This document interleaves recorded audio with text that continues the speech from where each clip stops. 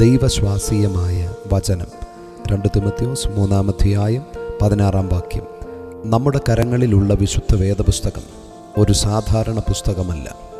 അത് രചിക്കപ്പെട്ടത് മാനുഷിക ബുദ്ധിയിൽ നിന്നുമല്ല, ദൈവശ്വാസത്തിൽ നിന്നാണ് അത് ജനിച്ചത്.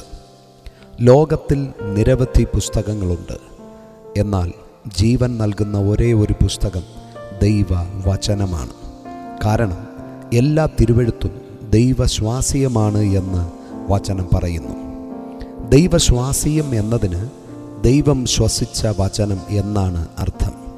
എബ്രായർക്ക് എഴുതിയ ലേഖനം 4:12 പറയുന്നു, ദൈവത്തിൻ്റെ വചനം ജീവനും ചൈതന്യവും ഉള്ളതാണ് എന്ന്. മനുഷ്യർ എഴുതി ദൈവം തൻ്റെ ശ്വാസം അതിന്മേൽ പകർന്നു.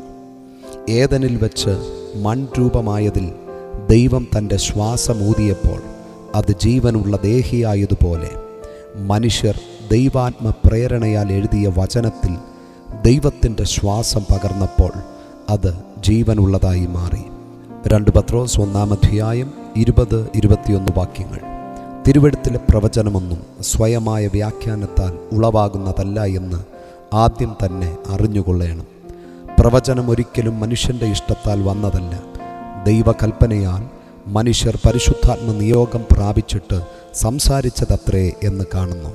അതിനാൽ അത് വായിക്കുന്നവരിലും കേൾക്കുന്നവരിലും ആ ജീവൻ വ്യാപരിക്കും. പ്രിയമുള്ളവരെ, ഏതൊരു ഗ്രന്ഥവും ആവർത്തിച്ചു വായിക്കുമ്പോൾ അതിൻ്റെ പ്രാധാന്യം കുറഞ്ഞു വരികയും പുതുമ നഷ്ടപ്പെടുകയും ചെയ്യും.